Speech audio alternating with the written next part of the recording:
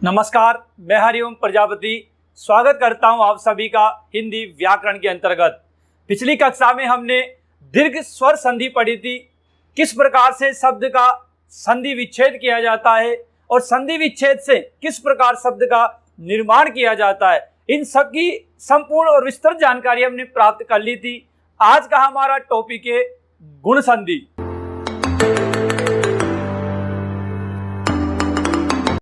दीर्घ संधि की संपूर्ण विस्तृत जानकारी हमने प्राप्त की थी। अब दूसरी संधि है हमारे गुण संधि।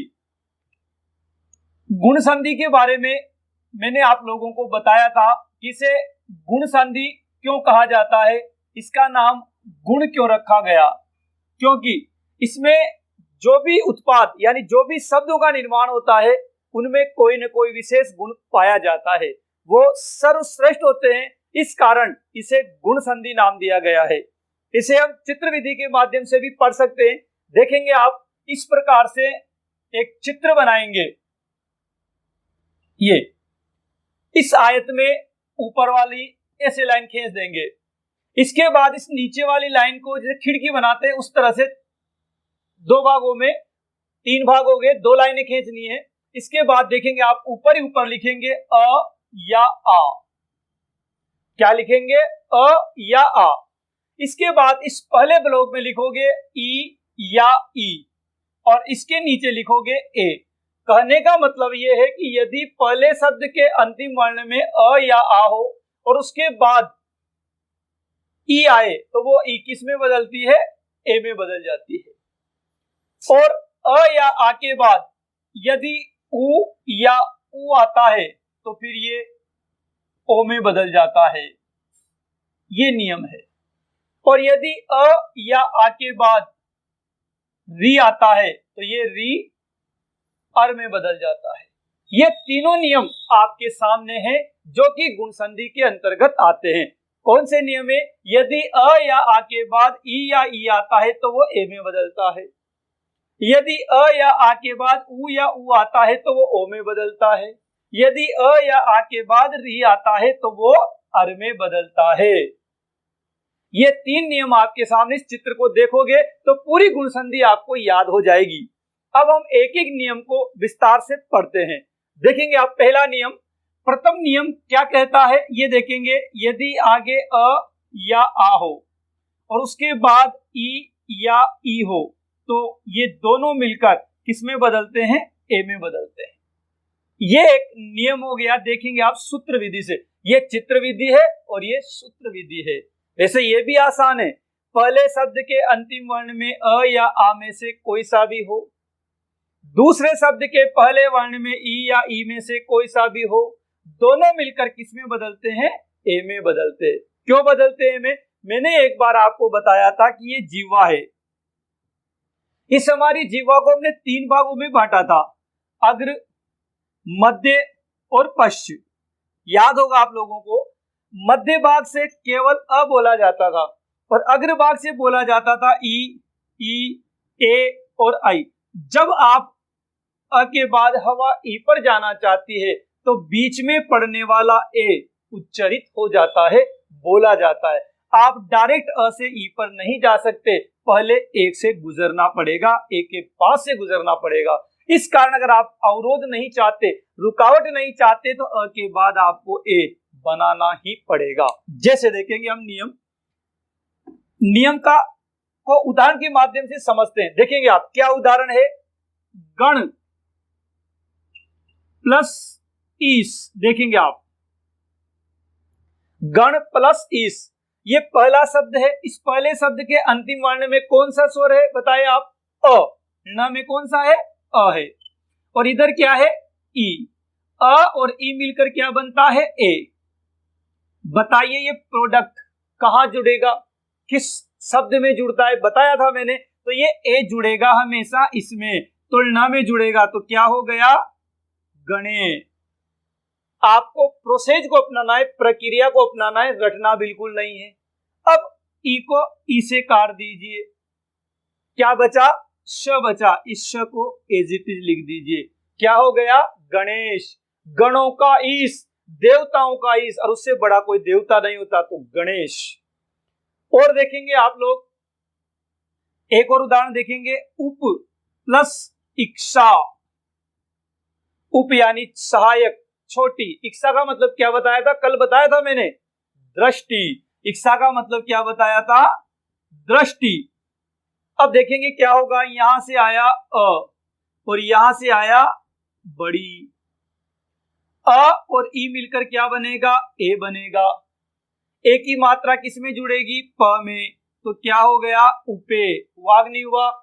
इसे ई कट गया, क्या बचा, शा, जो का जो लिख दीजिए, उपेक्षा। एक और देखेंगे आप, महा धन ईश। महा में से क्या बाहर निकलेगा, आ, यही निकलेगा ना। इधर से क्या बाहर आएगा, ई। आ और ई मिलकर भी क्या बनता है, ए बनता है।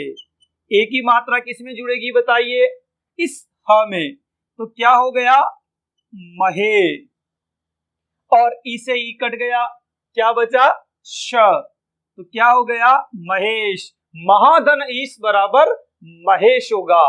तो इस प्रकार से हम बना सकते हैं कि यदि आगे अ या आ में से कोई सा भी आए, उसके बाद ई या ई में से कोई सा भी आए, ए में बदल जाता है। दोनों वर्ण मिलाकर ए बनाते हैं।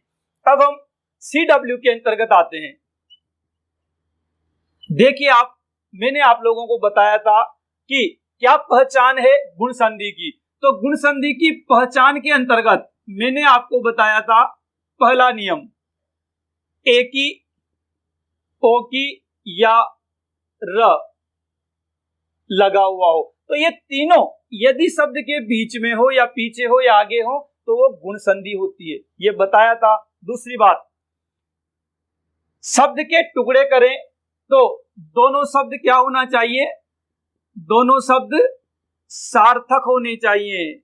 जब आप शब्द का संधि विच्छेद करेंगे तो प्राप्त दोनों शब्द क्या होंगे, सार्थक होंगे। आप चाहें तो इसके आगे लिख सकते हैं, प्राप्त दोनों शब्द सार्थक होने चाहिए। अब देखते हैं हम पहला शब्द, देखते हैं अपन, मानवेंद्र। देखिए आप, मानवेंद्र। अब आप इसका संधि विच्छेद करना चाहते हैं तो यहां पर एक ही मात्रा, ये देखिए आप, इस एक ही मात्रा को देखते ही आप पहचान लेना कि ये गुण संधि है। समझ में आ गई बात, गुण संधि है। अब ये एक ही मात्रा किस दो छोटे छोटे से मिलकर बनता है, अ से और ई से मिलकर बनती है, आपको पता होगा। तो आगे वाले शब्द में तो यहीं से टूटेगा ये शब्द, यहां से एक, तो यहां से और एक यहां से, दो शब्दों में टूटेगा ये। तो आगे तो क्या बन जाएगा, मानव, ये मानव। अब पीछे ई लाना है आपको, तो ई इसके आगे लाइए, तो ई न और द्र, क्या हो गया, मानव प्लस इंद्र बराबर क्या होगा, मानवेंद्र। आप चाहे तो इनसे बना भी सकते हैं। देखो यहाँ अ, यहाँ ई, अ और ई मिलकर क्या बनेगा, ए। ए की मात्रा किस में जुड़ेगी बताओ, व में, तो मा न वे हो गया। ई से ई कट गया, क्या बचा, न और द्र, ये देखिए मानवेंद्र बन भी गया। तो आप शब्द से संधि विच्छेद भी कर सकते हैं और संधि विच्छेद से शब्द का निर्माण भी कर सकते हैं। राकेश, एक शब्द और देखेंगे आप, राकेश। अब देखेंगे आप, यहां पर एक ही मात्रा है, कौन सी संधि है, गुण संधि है। अब यहीं से जहां पर मात्रा है, यहीं से दो भागों में विभक्त होगा, एक तो आगे से और एक पीछे से। आगे क्या बच रहा है, राक, यही बच रहा है, और पीछे ई अपन लाएंगे क्योंकि ये एक ही मात्रा अ से और ई से मिलकर बनती है, तो ई और इश। अब आप देखेंगे राग सही है क्या, नहीं है, क्या है, राका। राका का मतलब क्या होता है, रात। राका का मतलब क्या होता है, रात। ई सही है क्या, ये नहीं है, ई में भी बड़ी मात्रा लगेगी। तो मात्राएं छोटी बड़ी आपको करनी है, ये आपके शब्दकोश के आधार पर डिपेंड करेगी। तो राका प्लस ईश, राका यानी रात, ईश यानी स्वामी, भगवान, ईश्वर, रात का स्वामी राकेश, किसका पर्यायवाची है, चंद्रमा का। ध्यान रखना, राकेश का मतलब क्या होता है, चंद्रमा। चंद्रमा का पर्यायवाची है राकेश। एक और देखेंगे आप, तीसरा, हर्षिकेश, हर्षिकेश लिखा हुआ है, लेकिन ये हर्षिकेश नहीं है, इसको बोलेंगे ऋषिकेश। क्या बोलेंगे? ऋषिकेश। अब जहां पर एक ही मात्रा लगी है वहीं से टूटेगा, तो पहला शब्द तो हो जाएगा हर्षिक। हर्षिक, हर्षिक का मतलब क्या होता है बताइए? इंद्रियां। क्या होता है हर्षिक का मतलब? इंद्रिय। ये होता है हर्षिक का मतलब, इंद्रिय। और यहां से टूटेगा तो ई से भी टूटेगा, तो ई जब स के आगे आ जाएगा तो क्या हो जाएगा? ईश।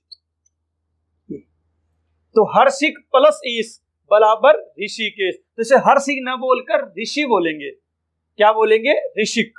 तो ऋषिक प्लस ईश बराबर ऋषिकेश। और ऋषिकेश विष्णु भगवान को कहा जाता है, ध्यान रखेंगे आप। तो विष्णु का पर्यायवाची है ऋषिकेश। इंद्रियों के भी भगवान स्वामी माने जाते हैं भगवान विष्णु, ऋषिकेश।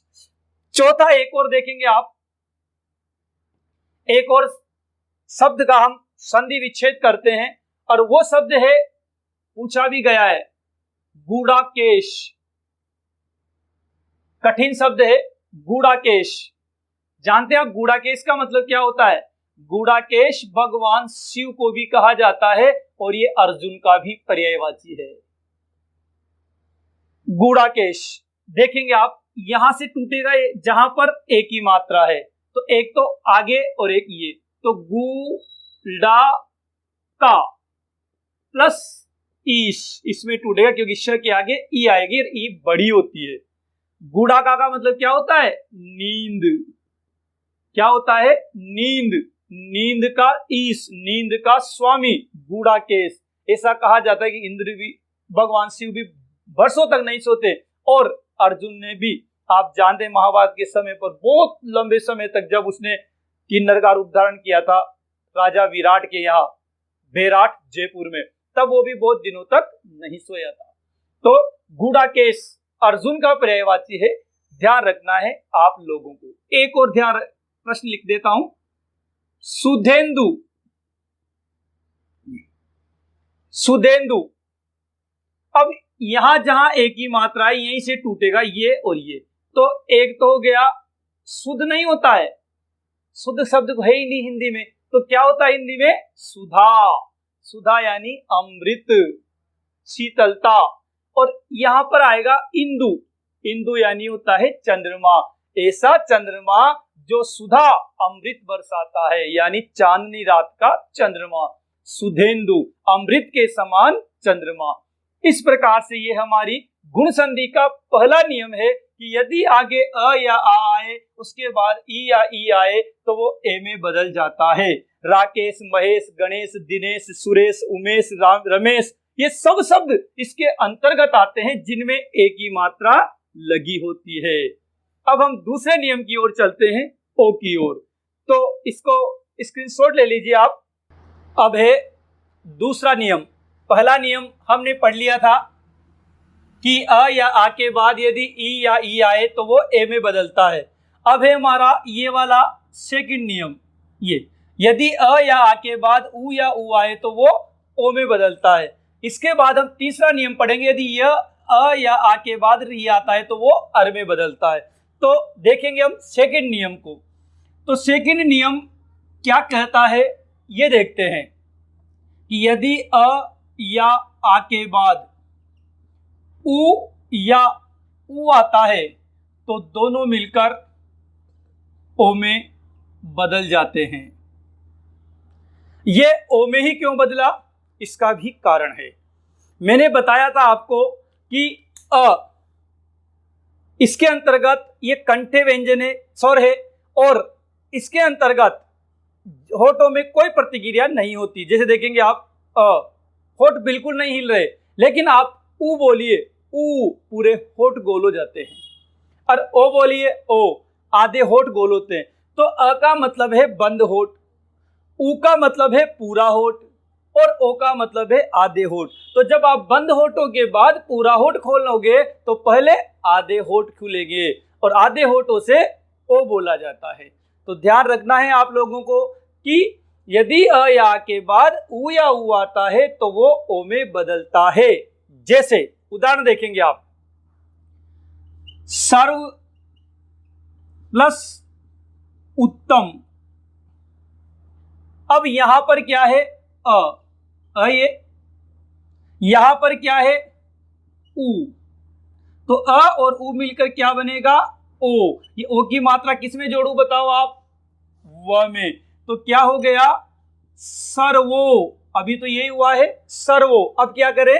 उसे उ काट दीजिए, क्या बचा? तम। क्या हो गया? सर्वोत्तम। और देखेंगे आप, महा प्लस उदय देखेंगे आप। अब महा में से क्या आया? आ आएगा। इधर से क्या आएगा? उ आएगा। आ और उ बराबर ओ, यानी कि बंद होठ और इसके बाद पूरा होठ और आधा होठ ओ। ओ की मात्रा किस में जोड़ूं बताइए? ह में। तो क्या हो गया? महो। हुआ कि नहीं हुआ? अब उसे उ काट दीजिए, क्या बचा? दय। और दय जो का जो लिख दीजिए, क्या हो गया? महोदय।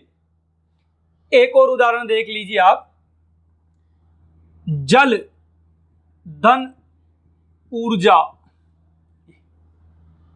अब जल में से क्या आएगा? अ आएगा। इधर से क्या आएगा? उ आएगा। अ और उ मिलकर क्या बनेगा? ओ बनेगा। ओ की मात्रा किस में जोड़ूं? ल में। तो क्या हो गया? जलो। उ से उ कट गया, क्या बचा? जा।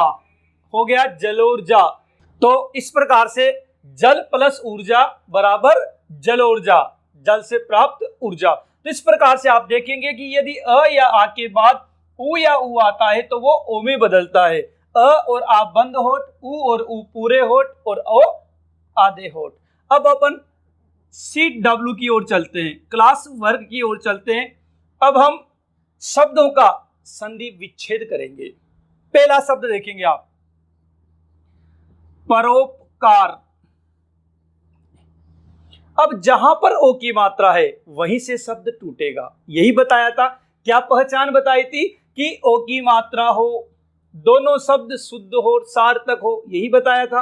अब आप देखेंगे ओ की मात्रा यहां पर है, ये यहीं से शब्द टूटेगा। और ये ओ की मात्रा किस में टूटेगी? अ में और उ में। तो आगे तो लिखोगे आप अ और पीछे वह होगा उ।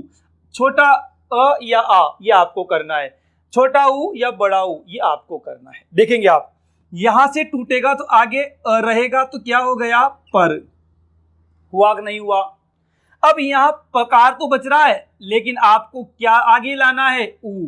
तो ये उ भी लिख दीजिए। पर प्लस उपकार, परोपकार। अब ये देखना है आपको, पर होता है परा होता है, पर ही सही है। उपकार में उ छोटा होता है या बड़ा होता है? छोटा ही होता है, तो बिल्कुल राइट है परोपकार। ये पहला अब उदाहरण हो गया। दूसरा भी देख लीजिए आप, एक और उदाहरण बता देता हूं। दूसरा एक उदाहरण विशेष रूप से ध्यान रखना है आपको, सर्वोपरि। ये आपको गलत लग रहा होगा ये, क्योंकि परि में मात्रा हम र में ई की बड़ी लगा देते हैं, लेकिन वो गलत है, आपको छोटी ही लगानी है। अब यहां से ओ की मात्रा की जगह से शब्द टूटेगा, तो क्या हो जाएगा? एक शब्द तो हो जाएगा सर्व, ये, और पीछे लाना है उ, ऊपरी। ये हो गया सर्वोपरि, हो गया। तो ये दूसरा उदाहरण। अब देखेंगे आप, तीसरा उदाहरण हम देखते हैं यहां पर। तीसरा उदाहरण है सोदाहरण।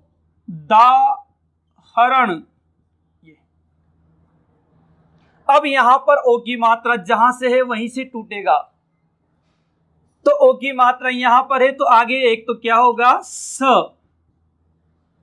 प्लस उदाहरण, ये होगा स प्लस उदाहरण, उदाहरण के साथ, उदाहरण सहित, ये होता है सोदाहरण। और देखेंगे आप, मालोपमा। काव्य शास्त्र के अंतर्गत एक अलंकार है मालोपमा। उपमा अलंकार का ही एक भाग माना जाता है मालोपमा, जिसमें उपमाओं की माला पहना दी जाती है। तो कहां ओ की मात्रा है? ये है, यहां से तोड़ा जाएगा शब्द, तो आगे तो होगा माल, प्लस उपमा। अब आप देखेंगे माल होता है या माला होता है। माल शब्द गलत है और विदेशी शब्द है, मालगाड़ी में जो लगता है, तो माल नहीं होता, क्या होता है, माला। उपमाओं की माला पहरो देना, मालोपमा अलंकार होता है। तो ध्यान रखना, आपको ये ल आएगा या ला आएगा, ये आपको करना है। अब पांचवा उदाहरण देखेंगे आप, ये परीक्षाओं में पूछा जा चुका है। प्राप्तोदक कमल का पर्यायवाची माना जाता है, वैसे ये प्राप्तो, यहां देखिए ओ की मात्रा जहां से लग रही वहीं से टूटेगा, और ओ की मात्रा अगर आपको शब्द के बीच में दिख जाए तो ध्यान रखना गुण संधि होती है।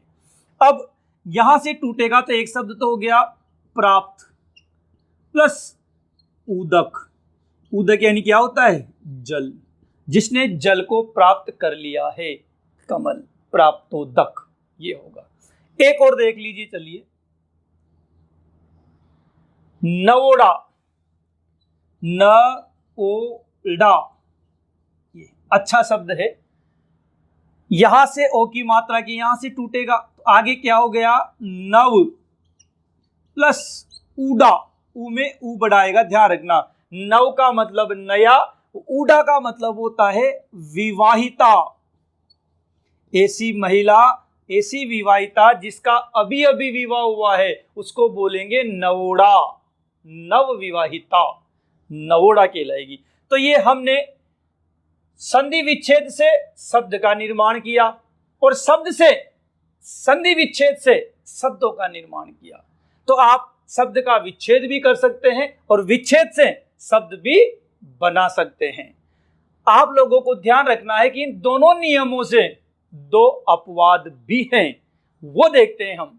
तो अब यहां पर इससे संबंधित अपवाद मैं यहां पर लिख देता हूं। अपवाद का मतलब जानते हैं आप क्या होता है? अपवाद का मतलब होता है कि जो इन नियमों के अंतर्गत नहीं आता उसे अपवाद की श्रेणी में रखा जाता है। अब देखेंगे आप, स्व प्लस ई री णी,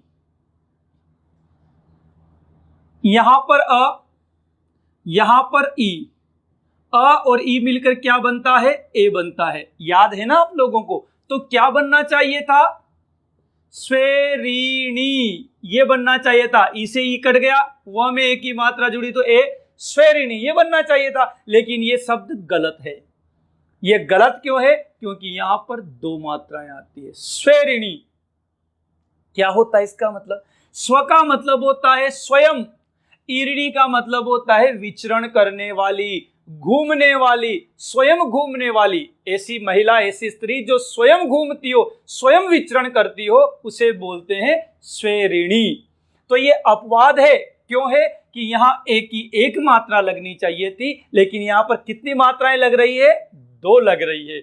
वृद्धि संधि की तरह हो गया, इस कारण ये अपवाद है। जबकि यहां ई ही आ रहा है। दो मात्रा जब आती है जब यहां पर ए होता है, वृद्धि संधि में होता है। तो ध्यान रखेंगे ये अपवाद है। एक और अपवाद देखेंगे, अक्ष प्लस उहिनी। अब यहां पर है अ और यहां पर है उ, अ और उ मिलकर क्या बनता है, ओ बनता है। तो ओ की मात्रा श में जुड़ेगी तो क्या हो गया, अक्षो। या उ से उ कट गया, बचा ही और नी की जगह न हो जाता है, ये है। तो अक्षोहिणी, लेकिन यहां पर दो मात्राएं आती हैं, तो यह भी वृद्धि संधि का की तरह हो गया। जबकि मात्रा कितनी आनी चाहिए थी, एक आनी चाहिए थी। अगर ओ आता है तो मात्रा एक आनी चाहिए थी, ओ आना चाहिए था, औ नहीं आना चाहिए था। तो ये अपवाद है। एक और अपवाद देख लीजिएगा आप, प्र प्लस ऊड, प्र में से अ, इधर से आया उ, अ और उ मिलकर क्या बनता है, ओ की मात्रा जुड़ेगी प्र में तो क्या हो गया, प्रो। उ से उ कट गया, बचा ड। तो ये होना चाहिए था, लेकिन प्रोड में क्या मात्रा आती है, दो मात्राएं आती हैं। तो ये भी अपवाद है हिंदी के अंतर्गत। गुण संधि के अपवाद हैं ये तीनों, ध्यान रखना विशेष रूप से। लेकिन एक नोट भी लगा लीजिए आप, ये हिंदी के अंतर्गत तो गुण संधि के अपवाद हैं, लेकिन संस्कृत में ये वृद्धि संधि के अपवाद हैं। तो नोट लगा के यहां पर आपको लिखना है, ये उदाहरण संस्कृत में, ये उदाहरण संस्कृत में वृद्धि संधि के अपवाद माने जाते हैं। वृद्धि संधि के अपवाद माने जाते हैं। हिंदी में तो ये गुण संधि के अपवाद हैं और संस्कृत में ये वृद्धि संधि के अपवाद माने जाते हैं। तो विशेष रूप से ध्यान रखना है इन तीनों अपवादों का। तो आशा है कि तुम लोगों को समझ में आया होगा। बड़ा सरल तरीका है, प्रक्रिया को अपनाना है, रटना बिल्कुल नहीं है। आप स्क्रीनशॉट ले लीजिए। फिर चलते हम तीसरे उदाहरण की ओर। अब है तीसरा नियम। पहला नियम पढ़ा हमने, अ और आ के बाद यदि ई आए तो ए में बदलता है। दूसरा नियम पढ़ा हमने, अ और आ के बाद उ या उ आता है तो वो ओ में बदलता है। अब हमारा गुण संधि का तीसरा नियम है, यदि अ या आ के बाद री आता है तो अर में बदलता है। देखते हैं हम तीसरा नियम। यदि आगे अ या आ हो और उसके बाद री हो तो दोनों मिलकर अर में बदलता है। आगे से तो आता है अ और री में से आता है र, और दोनों मिलकर बन जाता है अर। देखते हैं हम उदाहरण को कैसे। जैसे एक शब्द है सप्त प्लस ऋषि। अब देखेंगे सप्त में से, त में से क्या निकलेगा? अ निकलेगा। इधर से क्या आएगा? री आएगा। अ और री मिलकर किस में बदलेगा? अर में बदलेगा। जब भी दो प्रोडक्ट बने, जब भी दो उत्पादक बने तो क्या होता है? आगे वाला तो जुड़ता है इसमें और पीछे वाला जुड़ता है इसमें। यह ध्यान रखना है आप लोगों को। जैसे इस त में अ जुड़ेगा तो त ही रहेगा, त पूरा हो जाएगा। तो क्या हो गया? सप्त तो जहां की जहां रह गया, री से री कट गया। अब ये आधा र यहां आएगा ये, और सी ज्यों का ज्यों। अगर यहां पर आगे स्वर होता तो वो उसमें र में जुड़ जाता, र पूरा हो जाता। लेकिन अब र आधा है, आधे र को हम सीट नहीं देते, स्थान नहीं देते हिंदी में, तो इस र को हम पीछे लगा देते हैं, क्योंकि ये र जहां उच्चारण होता है, जहां बोला जाता है, उसके बाद वाले स्वर पर लगाया जाता है। तो सप्तर्षि कैसे बनेगा? सप्तर्षि, ये है शुद्ध। तो मैंने बताया था यदि पीछे र लगा हुआ हो तो फिर वो गुण संधि के उदाहरण होते हैं। एक और देखते हैं हम इसके अंतर्गत। एक और है अधम प्लस ऋण। अधम का मतलब होता है नीच, दुराचारी, उसका ऋण, उससे उधार लेना गलत होता है। देखेंगे आप, अधम में से आया अ, इधर से आया री, अ और री मिलकर क्या बनेगा? अर बनेगा। अर में ये जो आगे का अ है ये तो जुड़ेगा म में, तो क्या हो गया? अधम, ऐसा का ऐसा ही रह गया। अ निकला और अ वापस जुड़ गया, तो नो प्रॉफिट नो लॉस। अब ये री से री कट गया तो ये आधा र यहां बचेगा और पीछे क्या आएगा? न आएगा, ये अधमर्ण। लेकिन इस र को हम स्थान नहीं देते तो क्या करोगे आप?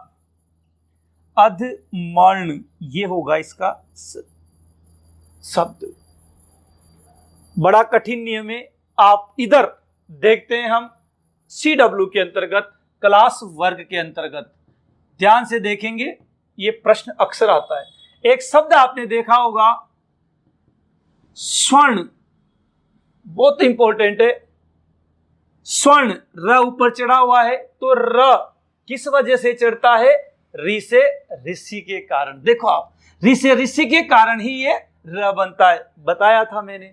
तो इस र के आगे री से ऋषि लगा दो, टुकड़े हो जाएंगे। देखो आप यहां से क्या बना, स्व, एक तो ये बन गया, और इस न के आगे री लगा दो तो क्या हो गया, ऋण। स्व प्लस ऋण स्वयं उधार करता है, उसे कहते हैं स्वर्ण। सोना खरीदोगे तो उधार करते हैं अधिकांशतः, इस वजह से। एक और देखो, बहुत अच्छा शब्द है, वर्षर्तु। अब देखेंगे आप, अपन को पीछे र किस काम है, बीच वाले र से काम नहीं है, तो पीछे वाला र किससे बनता है, री से बनता है। तो आगे तो हो जाएगा वर्ष, लेकिन ध्यान रखना, और पीछे होगा ऋतु। लेकिन आप बताएं, क्या वर्ष ऋतु होता है, नहीं होता। तो क्या होता है, वर्षा ऋतु। क्या होती है, वर्षा ऋतु। तो वर्षा प्लस ऋतु बराबर वर्ष ऋतु। अब देखो आप, ये इसको मैं आपको शब्द बना के बताता हूं, समझ में कम आया होगा आपके। देखो आप, वर्षा में से क्या बाहर निकलेगा, आ, यही निकलेगा ना। इधर से क्या बाहर निकलेगा, री। आ और री मिलकर क्या बनेगा, अर बनेगा। ये बन गया अर। अब देखेंगे ये अ कहां जुड़ेगा, श में, यही जुड़ेगा ना। तो क्या हो गया, वर्ष। ये हुआ, वर्षा तो नहीं होगा, आ तो यहां निकल चुका है, तो वर्ष हो गया, और री से री कट गया, और त के ऊपर ये र चढ़ जाएगा। क्या हो गया, वर्षर्तु। बहुत अच्छा उदाहरण है, याद रखना है इसको। तीसरा एक और देख लीजिए आप, ग्रीष्म प्लस ऋतु। क्या होगा बताइए, यहां से आया अ और यहां से आया री, अ और री मिलकर क्या बनता है, अर बनता है। अ जुड़ेगा म में, तो क्या हो गया, ग्रीष्म। री से री कट गया, तू जो का जो, र ऊपर चढ़ जाएगा, ग्रीष्म ऋतु। ऐसे होगा। और देख लीजिए आप, शीतर्तु। क्या टुकड़े करोगे बताओ, क्या टुकड़े करोगे, बड़ा इजी है। शीत प्लस र को री में बदल दीजिए, ऋतु। शीत प्लस ऋतु बराबर शीतर्तु, ये होगा। एक और पांचवा यहां पर बता देता हूं। पांचवा उदाहरण देखना है आपको, देवर्षि। एक साथ लिख देता हूं, देवर्षि। क्या होगा, देव में से देखो आप, यहां से ये री, गुण संधि बताया था मैंने। जब शब्द के पीछे र लगा हुआ हो तो अधिकांश शब्दों में उसमें गुण संधि होती है। तो एक तो यहां से टूटेगा, तो क्या हो गया, देव। अब बताइए र को किस में बदलूं, री में। सी जो का जो, क्या हो गया, देव ऋषि, देवर्षि नारद। तो जो देवता है, जो ऋषि है, देवर्षि कहलाते हैं। तो इस प्रकार से ये आप गुण संधि आपकी हुई। एक एक उदाहरण हमने देखे, शब्द से विच्छेद किया और विच्छेद से शब्द का निर्माण किया। अगर फिर भी आपको कोई समस्या आती है गुण संधि से संबंधित, तो आप मेरे कमेंट्स बॉक्स में लिख दीजिए, मैं उस शब्द का विच्छेद भी कर दूंगा और विच्छेद से शब्द भी बनाकर आपके सामने प्रस्तुत कर दूंगा। तो अगली क्लास को देखना न भूले, वृद्धि संधि। वृद्धि संधि को भी हम इतने सरल तरीके से पढ़ेंगे, सूत्र विधि के माध्यम से और चित्र विधि के माध्यम से पढ़ेंगे। तो देखना न भूले अगली क्लास को।